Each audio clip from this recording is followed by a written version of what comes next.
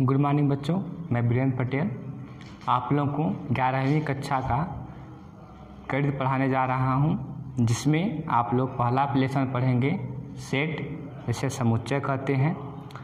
बच्चों ध्यान दें, समुच्चय क्या होता है? तो व्यक्तियों, वस्तुओं अथवा अक्षरों का ऐसा संग्रह, व्यक्तियों, वस्तुओं अथवा अक्षरों का ऐसा संग्रह जिसमें विशेष लक्षण हो। लक्षण का मतलब जानते ही हैं, जिसमें विशेष लक्षण हो और जिसे परिभाषित किया जा सके उसे समुच्चय कहते हैं। ठीक है, आज आप लोग कक्षा 11 का मैथ फर्स्ट, जिसमें पहला चैप्टर है सेट, समुच्चय, उसके बारे में पढ़ेंगे। समुच्चय किसे कहते हैं, पहला टॉपिक यह है, समुच्चय किसे कहते हैं। तो समुच्चय क्या है? व्यक्तियों, वस्तुओं अथवा अक्षरों का ऐसा संग्रह। संग्रह मीन्स होता है कलेक्शन, इकट्ठा करना। तो व्यक्तियों, वस्तुओं अथवा अक्षरों का ऐसा संग्रह जिसमें विशेष लक्षण हो और जिसे परिभाषित किया जा सके उसे सेट कहते हैं, समुच्चय कहते हैं। अब परिभाषित किया जा सके, इसका मतलब कि हम किसी भी चीज़ को परिभाषित कर सकें। परिभाषित से मान लीजिए यहाँ पर हमने कह दिया कि सबसे अच्छी मिठाई का नाम बताइए, सबसे अच्छी मिठाई का नाम बताइए। तो प्रत्येक बच्चे अलग अलग बताएंगे, किसी को जलेबी पसंद होता है तो किसी को रसगुल्ला पसंद होता है।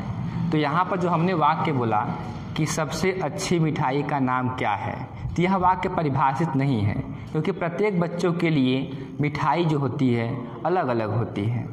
किसी के लिए क्या पसंद है, किसी के लिए कौन सी मिठाई पसंद है। तो इस आधार पर हम कह सकते हैं जो हम वाक्य बोले हैं वो परिभाषित है या नहीं। तो आपको ऐसा संग्रह होना चाहिए जिस संग्रह को हम परिभाषित कर सकें। संग्रह मतलब होता है कई व्यक्तियों या कई वस्तुओं को हम आपस में इकट्ठा कर दें, एक स्थान पर इकट्ठा कर दें, वो संग्रह होता है।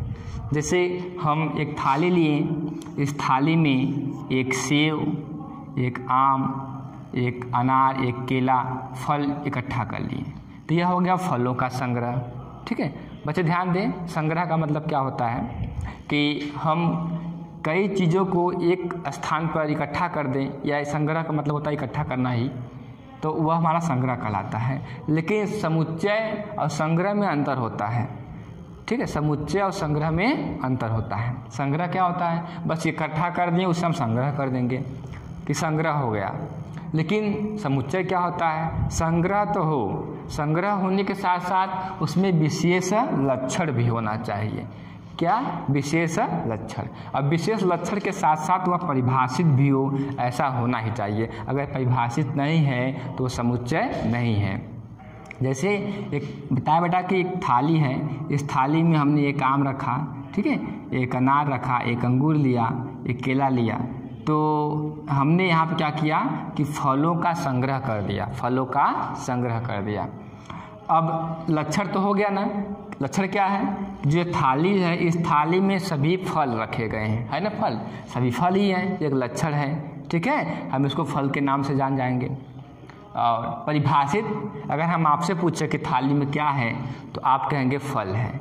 किसी दूसरे बच्चे से पूछा जाए कि इस थाली में क्या है तो वह बच्चा भी फल ही बोलेगा, न कि कुछ और बोलेगा, बोलेगा फल ही बोलेगा। लेकिन अगर हम आपसे कह दें कि आपको कौन सी मिठाई पसंद है तो आप जलेबी बोलेंगे और कोई दूसरा बच्चा रसगुल्ला बोल देगा, तो उसमें वो कह देंगे कि यह वाक्य परिभाषित नहीं है। पर यहाँ पर हम पूछें आपसे कि इस थाली में क्या है तो आप साफ साफ कहेंगे कि थाली में फल है। ठीक है, तो यह हमारा परिभाषित भी है। तो थाली में रखे फलों का जो संग्रह है यह समुच्चय है। क्या बेटा है? समुच्चय।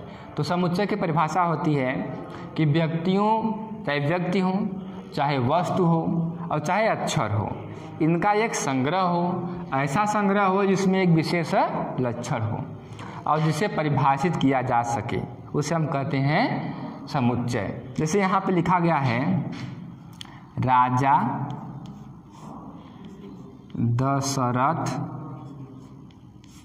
के पुत्रों का संग्रह या समूह, संग्रह।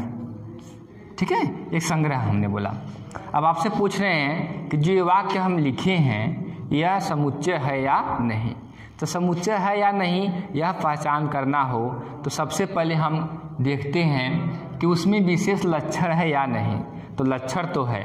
लक्षण क्या है बेटा है कि वो सभी के सभी पुत्र हैं किसके, राजा दशरथ के, वो लड़के हैं। ठीक है, तो इसमें लक्षण है कि सभी के सभी उनके पुत्र ही हैं।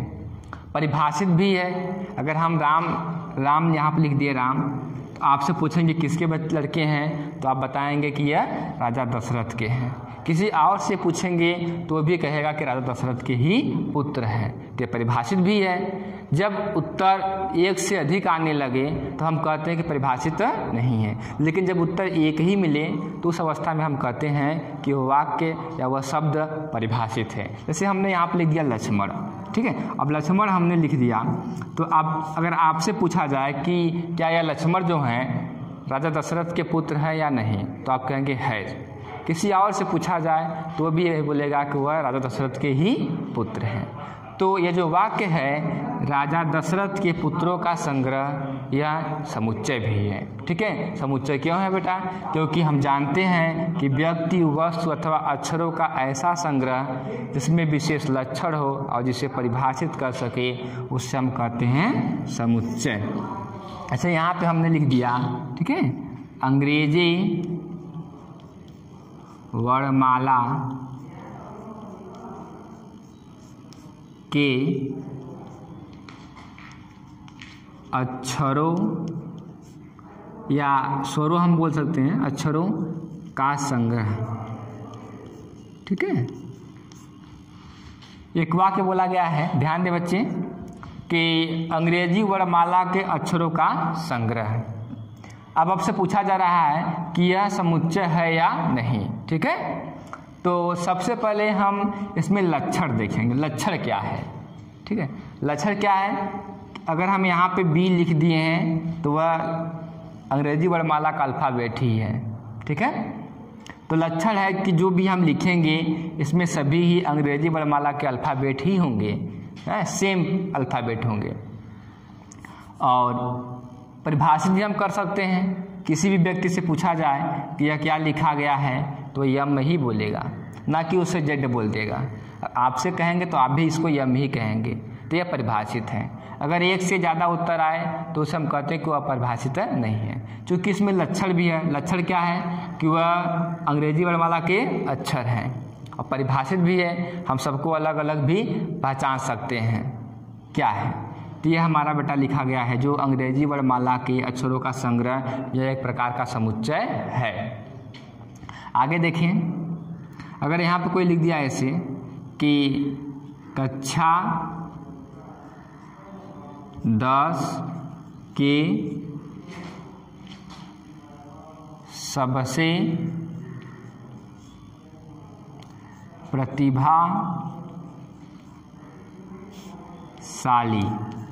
सबसे प्रतिभाशाली बच्चों का संग्रह। ठीक है, या समूह कहा दिया जाए, संग्रह समूह एक ही चीज़ है। कक्षा 10 के सबसे प्रतिभाशाली बच्चों का समूह। अब आपसे कहा जा रहा है कि बताइए कि जो ये वाक्य हम लिखा गया है यहाँ पर, यह वाक्य समुच्चय है या नहीं।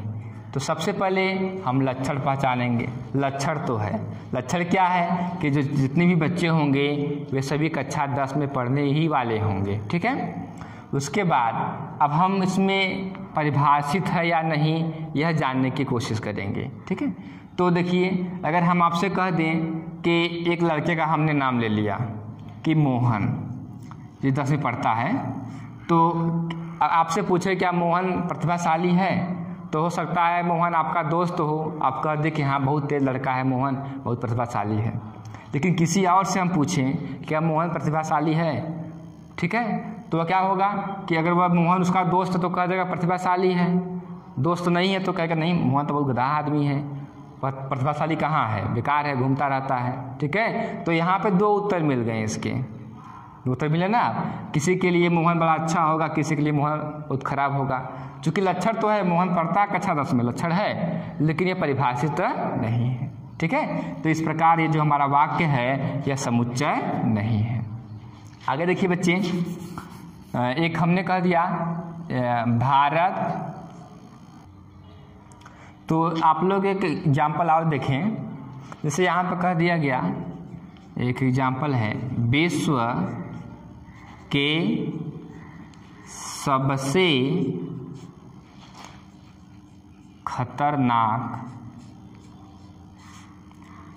जानवरों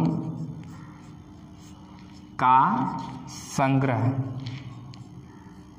विश्व के सबसे खतरनाक जानवरों का संग्रह।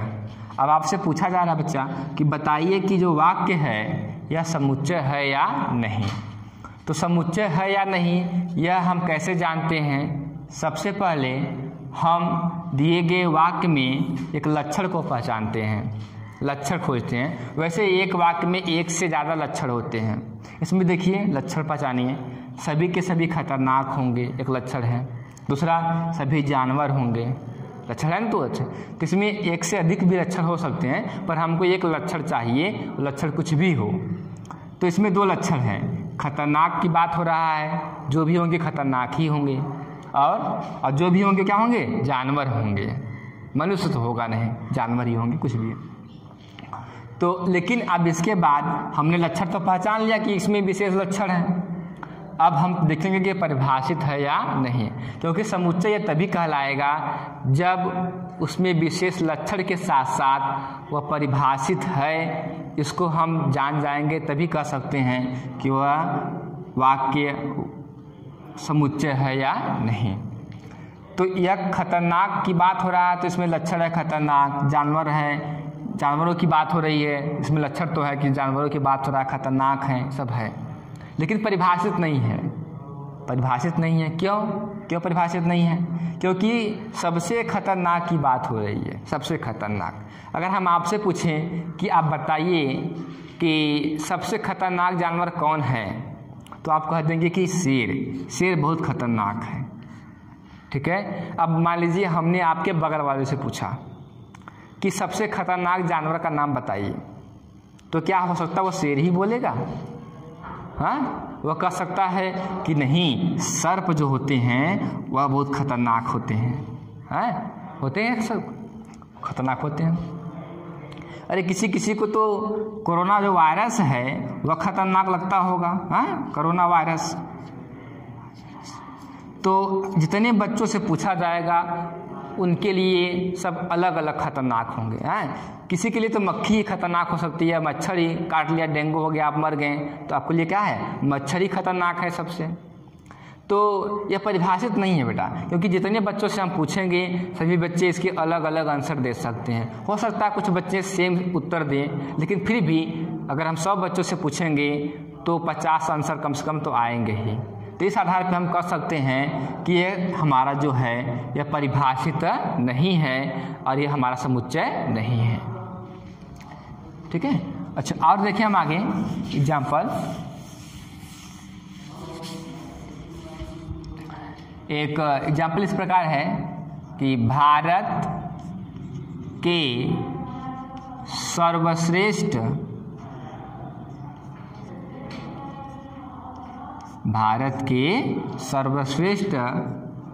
बल्लेबाजों का संग्रह, बच्चे ध्यान दें यहाँ पर कि हमने एक वाक्य लिखा है कि भारत के सर्वश्रेष्ठ बल्लेबाजों का संग्रह।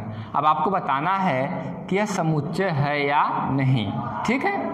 तो समुच्चय है या नहीं यह जानने के लिए सबसे पहले हम उसमें एक लक्षण को पहचानते हैं, एक लक्षण खोजते हैं। लक्षण है, लक्षण क्या है कि सभी के सभी क्या होंगे? बल्लेबाज होंगे। जिसकी बात हम कर रहे हैं वह बल्लेबाज होगा, और भारत का भी होगा। 2 लक्षण है इसमें, लेकिन लक्षण होने से हम उसको सेट नहीं कर सकते जब तक कि उसे हम ना कहें कि वो परिभाषित है या नहीं। तो देखें, अगर हम आपसे यहाँ पे लिख दिए कि MS धोनी, ठीक है, MS धोनी हम यहाँ पे लिख दिए, तो आपसे पूछेंगे कि MS धोनी सर्वश्रेष्ठ है या नहीं, तो आप कह सकते हैं कि नहीं एम एस धोनी बहुत सर्वश्रेष्ठ बल्लेबाज है। लेकिन अगर आपके बगल वाले बच्चे से पूछा जाए कि क्या धोनी सर्वश्रेष्ठ है, तो हो सकता है उसके लिए सचिन सर्वश्रेष्ठ हो। ठीक है, तो इसमें क्या होगा कि प्रत्येक बच्चे अपना अलग अलग आंसर देंगे। जब एक ही सवाल के एक से अधिक आंसर मिलने लगे तो हम कहते हैं कि जो वाक्य है वह परिभाषित नहीं है। आपके लिए धोनी सर्वश्रेष्ठ होंगे, किसी के लिए सचिन होंगे, किसी के लिए सहवाग होंगे अलग अलग। तो इस आधार पर हम कह सकते हैं कि जो ये लिखा है भारत के सर्वश्रेष्ठ बल्लेबाजों का संग्रह, यह समुच्चय नहीं है। कोई पूछे क्यों नहीं है, तो हम कह देंगे कि इसमें लक्षण तो है, लक्षण दो है कि जिसकी बात हो रहा है वो भारत का है और जिसकी बात हो रहा है वो बल्लेबाज भी है, लेकिन उसमें उसे हम परिभाषित नहीं कर सकते हैं। मतलब पूछा जाए कि कौन सर्वश्रेष्ठ है, तो कोई धोनी बताएगा, कोई सचिन बताएगा, कोई सहवाग बताएगा, कोई सुरेश रैना बताएगा, तो इसमें सब अलग अलग आंसर देंगे।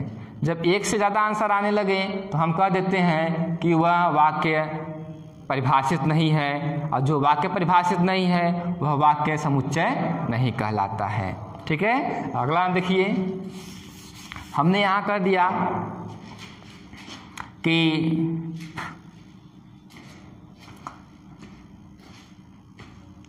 सम संख्याओं का संग्रह, सम संख्याओं का संग्रह। हमने एक वाक्य यहाँ पे लिखा है, बच्चा ध्यान दिए, स्टूडेंट ध्यान दिए यहाँ पर कि हमने एक वाक्य लिखा है सम संख्याओं का संग्रह। अब आपको बताना है कि जो ये वाक्य है यह समुच्चय बन रहा है कि नहीं बन रहा है। ये जो वाक्य है समुच्चय को बना रहा है या नहीं।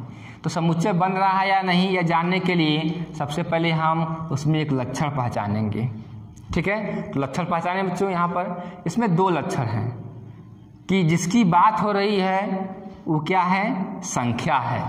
क्या है, संख्या, नंबर की बात ही हो रही होगी, और वह सम भी है, सम संख्या है। तो लक्षण तो मिल गया हमको कि सम संख्या की बात हो रही है, सीधी सी बात है।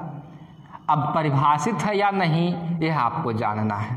ठीक है, तो परिभाषित है या नहीं यह जानने के लिए हम आपसे एक सवाल पूछते हैं। इसी में से अगर सभी लोग उत्तर एक ही देंगे तो परिभाषित है, अगर सभी बच्चे अलग अलग आंसर देने लगे तो परिभाषित नहीं है। जैसे हमने यहाँ लिख दिया 4, अब आपसे पूछ रहे हैं क्या यह सम संख्या है या नहीं, तो आपसे पूछेंगे तो आप भी कहेंगे कि नहीं सर जी ये सम संख्या है। अगर आपके बगल वाले से पूछेंगे तो वो भी कहेगा नहीं सर जी ये सम संख्या ही है।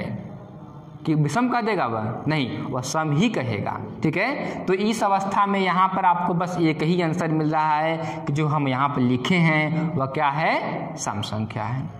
तो यह इसमें विशेष लक्षण के साथ साथ इसको हम परिभाषित कर सकते हैं, अतः यह समुच्चय है। यहाँ पे हम एक और दें एग्जाम्पल ऐसे,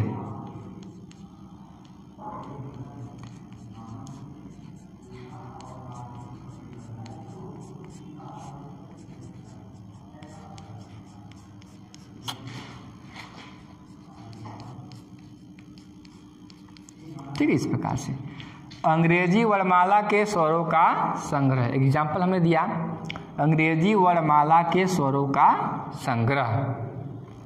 अब बच्चे ध्यान दें यहाँ पर कि सबसे पहले आपसे पूछा जाएगा कि जो ये वाक्य है यह समुच्चय है या नहीं।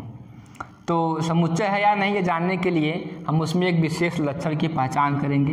लक्षण क्या है, जिसकी बात हो रही है वह स्वर होगा। लक्षण है ना, स्वर की बात हो रहा है, और वह अंग्रेजी वर्णमाला ही भी होगा। 2-3 लक्षण इसमें हैं। अब हम बात करते हैं परिभाषित है या नहीं। अब इसमें से किसी एक को उठा लें। हमने यहाँ पर लिख दिया ई, और आपसे पूछे क्या यह अंग्रेजी वर्णमाला का स्वर है, तो आप कहेंगे यस, जी सर जी है। आपके बगल वाले से पूछेंगे तो भी वह कहेगा नहीं सर जी यह वर्णमाला का स्वर है। ठीक है, कहेगा ना। तो इस अवस्था में हमने देखा या आपने भी देखा कि इसके केवल एक ही आंसर आ रहे हैं, है। ठीक है, अगर हमने यहाँ पर लिख दिया बी और आपसे पूछे कि क्या यह अंग्रेजी वर्णमाला का अक्षर है या नहीं, ठीक है, जो ये डी लिखा गया है यह अंग्रेजी वर्णमाला का स्वर है या नहीं, तो आप भी कहेंगे कि नहीं है, आपका बगल वाला भी कहेगा नहीं है। तब भी इस यहाँ पर एक ही आंसर मिल रहा नहीं है। जब एक ही आंसर मिले तो समुच्चय होता है। तो यह बेटा हमारा समुच्चय है। ठीक है, इसी प्रकार आप लोग अगले वीडियो में देखें।